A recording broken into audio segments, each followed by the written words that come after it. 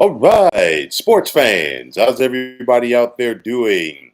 William Martin coming at you one more time here on YouTube with another edition of the 300 Pounds of Sports Knowledge podcast. I keep moving along in my discussions for the upcoming college football season. We got the Big Ten in the books, the SEC and the Big 12. So next, it is the Atlantic Coast Conference. And like all of the other power conferences around college football, the ACC is set to expand for the upcoming college football season. The ACC, after last season, was at 14 members, and now they are at 17 as Cal and Stanford have left the Pac 12 to join the Atlantic Coast Conference, while SMU has left the American Athletic Conference to join the ACC as well. So now we've got a 17-team league. Of course, the ACC ditched the divisional formats before. So now it once again is going to be a free-for-all in the hopes of winning this conference. And let's see not only who I feel will win the ACC, but also it's going to be interesting to see this year how many bids that the Atlantic Coast Conference is going to get for the 12-team college football playoff. Now, I want to start off with Florida State. And, you look at the Noles and you look at the job that head coach Mike Norvell has done there, as in his 4 years at Tallahassee. He has done what he was brought in to do. And that's basically, get Florida State back to national prominence, get them in the mix to consistently win this league every year and also contend for the national championship. Now, last year was a tough one for Florida State, not because of what they didn't do on the football field. We're talking about Florida State. They went undefeated during the regular season. Of course, they won the ACC, but they were denied a bid to the then 4-team college football playoff. So let's see what happens this year for the Noles. Now, of course, no more Jordan Travis at quarterback. He's in the NFL with the Jets. And Florida State's bringing in a seasoned vet in DJU. DJU is no stranger to life in the ACC. He began his collegiate career at Clemson before transferring to Oregon State, and now he's heading back east to Florida State. It's one of those where the Seminoles were heavy on in the transfer portal. You're bringing in former Alabama running back Roy Dale Williams, former Alabama wide receiver Malik Benson as well. And then you've got some experience on this offensive line for the Noles, as they got 4 seniors up front. And then also defensively, I know that Florida State lost some key players to the NFL like Jared Verse, but keep an eye out for outside linebacker DJ Lundy, as well as defensive end Patrick Payton. Florida State, they're going to once again be in the mix to win the ACC. And of course, they get things started on the 24th of August, so in a little bit less than 3 weeks. They're going to be in Dublin taking on Georgia Tech. They host Memphis out of the American on the 14th of September. And of course, that's Mike Norvell's former school. Some interesting games for Florida State in the ACC. They travel to Dallas to take on SMU on the 28th of September. They host Clemson on the 5th of October. And that is always a big game between these heavyweights. Why? Because with the exception of 2021, either Florida State or Clemson have won this league every year since 2011. Florida State travels to take on Miami on the 26th of October, and then they step out of conference, if you will, on the 9th of November when they travel to South Bend to take on Notre Dame. That could be a very big game, not only for the ACC, but also the college football playoff aspect as well. And then, of course, Florida State finishes at home when they host Florida on the 30th of November. Now, you look at Louisville, and we saw the Cardinals make that surprising trip to the ACC Championship game last year. It was also Jeff Brom's first year at his alma mater. And let's see if the Cardinals are going to be able to build off of that here in 2024. They get the well-traveled Tyler Shaw at quarterback. He's had stops at both Oregon and Texas Tech. You're bringing in some more guys from the transfer portal as well, like former Alabama wide receiver Ja'Cory Brooks. And then this defense for Louisville with middle linebacker TJ Quinn. And you look in this secondary with free safety Devin Neal and cornerback Quincy Riley. For Louisville, they travel to Notre Dame on the 28th of September. That more than likely is going to be a big game. They get Miami at home on the 19th of October. They're at Clemson on the 2nd of November. Death Valley is always a tough place to play. And then the Cards finish up on the road in Lexington with Kentucky out of the Southeastern Conference. So you look at Clemson, and last year was unfamiliar territory for the Tigers. Why? Because for just first and foremost, for just the second time since 2015, a team not named Clemson will begin the college football season as the defending ACC champs. That is the dominance that we've seen from the Tigers in recent years. Last year, Clemson lost 4 games within the ACC. The first time since 2010 that happened, and that was just Dabo Swinney's second full year on the job. So the question is going to be heading into this season, is Clemson still a force to be reckoned with in the ACC, or has the title train passed them by?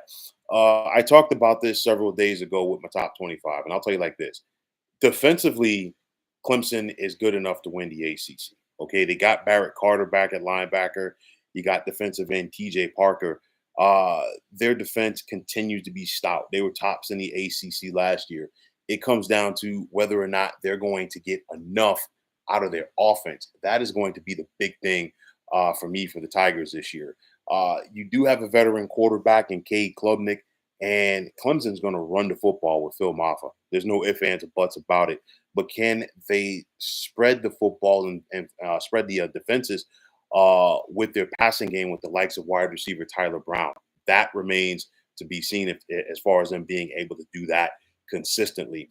For the Tigers, they step out of conference right out of the bat. They travel to Atlanta to take on Georgia. That's a big game right there. On the 21st of September, Clemson will host North Carolina State. And NC State has been a thorn in the side of the Tigers in recent years.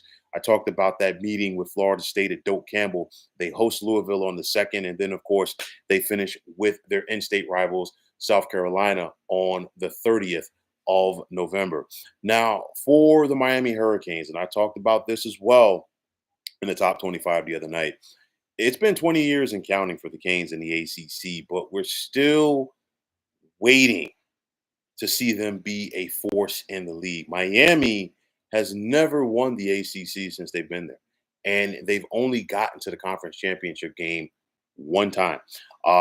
Throughout Miami's time in the ACC, they've only finished the season ranked 6 times, and they've had 9 different head coaches over that stretch. And you think about it, for the 80s and 90s and early 2000s, Miami was consistently a top 10 program. So you've got former Canes offensive lineman Mario Cristobal, who is the head coach at his alma mater. He's set to begin his 3rd season there. He's been up and down to start his career there. But are his Hurricanes ready to turn the corner? You got former Washington State quarterback Cam Ward operating this offense right now. You have experience at receiver with Xavier Restrepo as well as Jacoby George. And then this defense with middle linebacker Francisco Mauigoa as well as defensive end Ruben Bain Jr. But I think for Miami, they've got to go out there and take the bull by the horns, and it won't be easy. They've got some tough road games on their slate. They begin at Florida. They got to travel to Cal on the 5th of October. They're at Louisville on the 19th of October. And then they get Florida State at home on the 26th. Big time game for the Hurricanes program right there. And then they're at Georgia Tech on the 9th of November. And we remember how that game went down for Miami last year. Now, you look at North Carolina, and since Mack Brown has returned to Chapel Hill, he's been able to get the Tar Heels to a bowl game in each of his 5 years back on campus. But is North Carolina going to be able to take that next step? And if they are, they've got to find a way to fix their defense. No more Gene Chizik as North Carolina's defensive coordinator. Mack Brown has turned to former Georgia Tech head coach Jeff Collins, and he's got to fix a defense that was 97th in the nation last year. Okay, you've got some talent defensively from North Carolina with linebacker Power Eccles, as well as defensive end Kamon Rucker and corner Elijah Huzzy. This offense, of course, we saw what Drake Maye meant to the North Carolina offense in recent years. Now you get another season vetted quarterback and former A&M and LSU quarterback Max Johnson, the son of former NFL quarterback and Super Bowl winning quarterback Brad Johnson. You've got running back Amari and Hampton, and you have wide receiver J.J. Jones. And the Tar Heels have themselves a favorable schedule. So if they're able to do that outside of traveling to take on Florida State, they have a manageable schedule, in my opinion, within the ACC. Will Carolina be able to take advantage of that? We got to wait and see. You got the Yellow Jackets of Georgia Tech. And of course, last year was Brent Key's first year in Atlanta, and it was a successful one because for the first time in 5 years, the Yellow Jackets went bowling, and they won their first postseason game since 2016. And after being down for so many years, is Georgia Tech ready to once again be a force in the Atlantic Coast Conference? You got junior quarterback, Haynes King. You have running back Jamal Haynes, who averaged more than 6 yards per carry a year ago. And you look at wide receiver Eric Singleton Jr. And then on this defense with linebacker Kyle Efford and cornerback Amari Harvey. That first game of the season, traveling to Dublin to take on Florida State is going to be big because I want to see if Georgia Tech is able to build off of the momentum that they had last season. They get Notre Dame at home on the 19th of October. They get Miami at home on the 9th of November, and then they finish up in Athens with Georgia out of the SEC. For the NC State Wolfpack, a 3-point loss last year was all that kept Dave Doran and company from making the ACC Championship game for the first time in program history. That was it. But will NC State be able to sift through the competition in order to get to Charlotte on that first Saturday night in December? We got to wait and see. You're bringing in former Coastal Carolina quarterback Grayson McCall. You got a talented wide receiver in Kevin Concepcion. And this Wolfpack team, I think, can once again be a force in the ACC. For Virginia Tech and head coach Brent Pry, several up and down years in Blacksburg overall. Of course, some of that predates Brent Pry, but he's trying to turn things around for these Hokies. You got junior quarterback Kyron Drones. You've got running back Baishal Tootin, as well as outside linebacker Kelly Lawson and defensive ends Cole Nelson and Antoine Powell Riley. I think this Hokies team, they're going to be competitive, okay? But I'm not sure if they're going to be competitive enough to be with the big boys in the ACC. For SMU, one of the newbies to the ACC, it's taken them time, about 30 years for them to get back into a power conference. Remember, when the Southwest Conference folded, SMU and TCU and Rice and guys like that, they were kind of left by the wayside. When, your Texases and your Texas Techs, they went to the Big 12, okay? So now SMU's got to get adjusted to life in the ACC as they've gone from the AAC to the ACC. And now you've had consecutive winning seasons under Rhett Lashley, and they're fresh off of winning the American Athletic Conference a year ago. You got talent on this SMU squad, and I think the programs around the ACC are going to find that out very quickly. Look for junior quarterback Preston Stone to have an impact. It's the same thing with running back Jalen Knight, and then this defense with linebackers Ahmad Walker and Kobe Wilson. You got a strong, stout defensive end in Isaiah Smith, and you have a solid, strong safety in Isaiah in Wacobia. So I look for SMU. I think their first conference game in the ACC will take place on the 28th when they host Florida State. That's a big game right there. And I guarantee you the folks in Dallas definitely have that one circled. For Stanford, another one of those newbies to the ACC. And they're hopeful that a new conference will help their program get back on track because the last few years in the Pac-12 for the Cardinal have not been pretty. They have not won more than 4 games in a season since 2018. They are a combined 9-27 over the last 3 years, which includes them losing 5 games rather, by at least 30 points a season ago. Now, Troy Taylor is set to embark on his second year as Stanford's head coach, and he has to improve an offense that was 91st in the nation a year ago. But the one bright spot offensively for Stanford, at least, is wide receiver Eric Ayo as he's heading into a sophomore season in Palo Alto. And he's once again going to be vital for this team. Only North Texas was worse defensively than Stanford last year. They surrendered 50 points in the game 3 times. That is not going to get it done. You do have some talent on that side of the ball for Stanford, which includes free safety Scooty Edwards, as well as outside linebacker Gathan Bernadelle. For Stanford, you think about them and Cal going from the Pac-12 to the ACC, and the first thing you say is, well, wow, they're going to be traveling cross country a lot. The travel is not that bad, at least this year for Stanford. And hopefully, for their sake, maybe they can make the most out of some of those East Coast teams that got to make the trip west to face them. And maybe they could catch them in some jet lag and sneak in a couple of wins this year. We'll see. For Boston College, they continue to be stuck in mediocrity. They really haven't done that much since leaving the Big East to join the ACC out of their first couple of years in the league, with Tom O'Brien and Matt Ryan as the quarterback.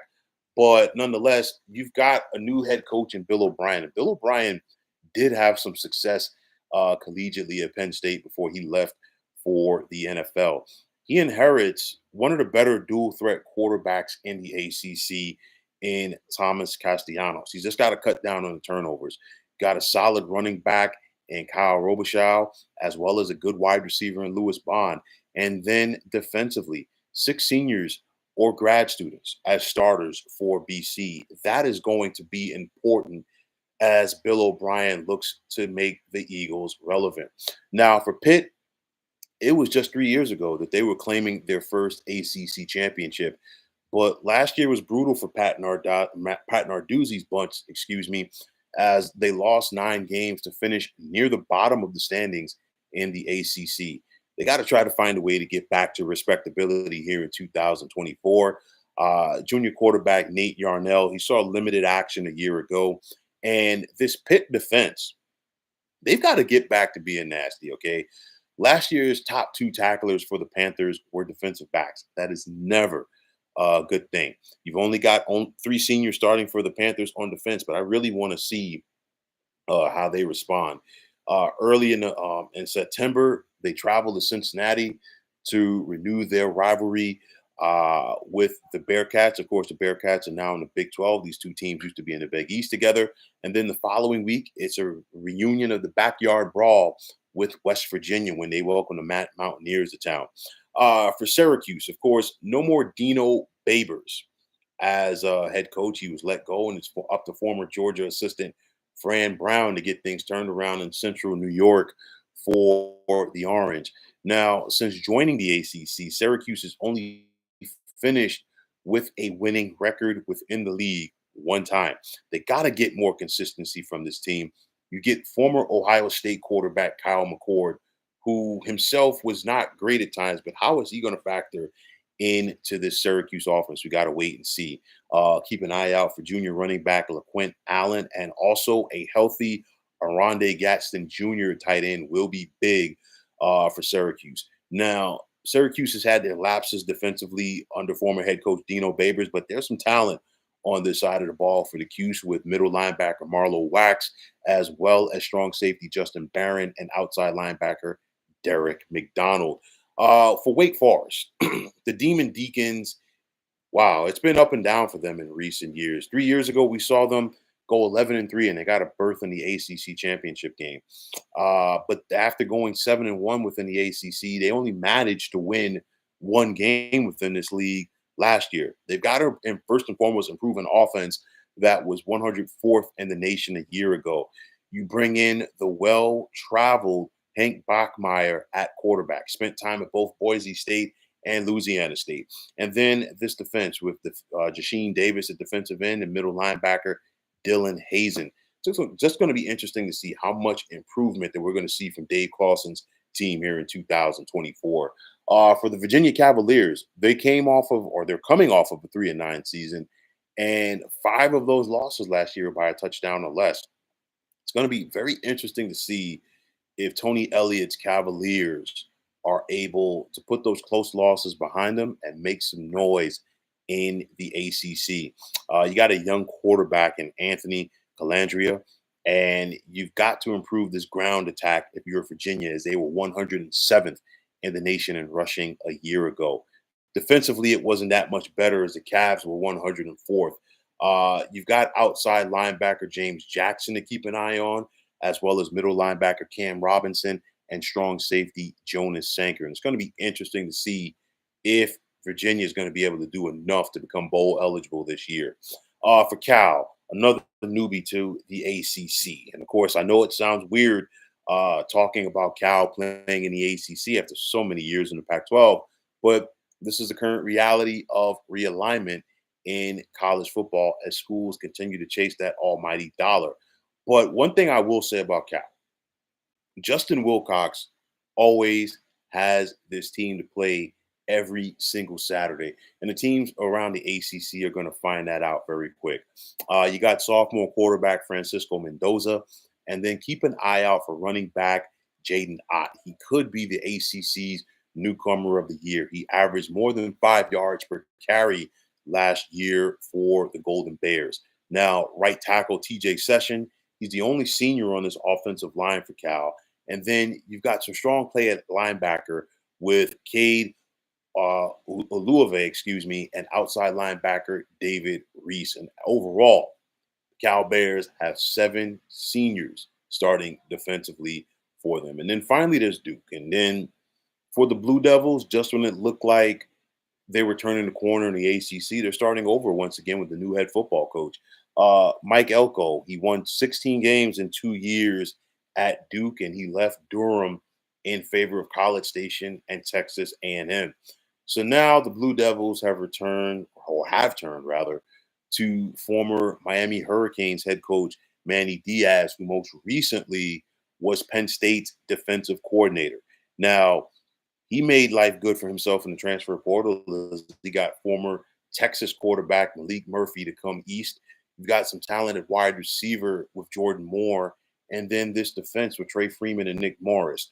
So it's going to be interesting to see how competitive Duke can be in the ACC, as well as their transition period from Mike Elko's team to Manny Diaz's squad. For me, I think the heavyweights in the ACC continue to be Florida State. I think Louisville is going to be in that mix again, as will Clemson and North Carolina. And for me, as far as the ACC championship game plays out, I got North Carolina and Florida State getting it on in Charlotte this year for the second consecutive year. I just don't think Clemson has enough to get there. I think their offense is once again going to be a detriment to them, as far as they're going to be a good team, but they're not among the greats because of that offense. But I think when it's all said and done, this is Florida State's conference to lose. I don't think they do that. I think the Seminoles do that, win this league, and I think they will definitely advance to the college football playoff. So, folks, that is going to wrap it up. And as always, I want to take this time out to thank all of you for tuning into the 300 Pounds of Sports Knowledge podcast here on YouTube. I want to take this time out to thank all of you fine folks out there for tuning in. And if you haven't already, please feel free to subscribe to this channel. Now, if you're on the X, formerly known as Twitter, please feel free to follow me at 300 Pounds of Sports. And like I always say, if you follow me, it will be my pleasure to follow you right back. There's also the sports discussion group on Facebook at the Sports Depot 365. Now you can check it out. Drop a line and be a part of one of the better sports debating sites going on social media. Also, be sure to check out this channel tomorrow, as I will be breaking down the upcoming college football season for the Fighting Irish of Notre Dame. So once again, fine folks, my name is William Martin. I am signing off, and I'm saying thanks once again for tuning into the 300 Pounds of Sports Knowledge Podcast. Be well, everybody.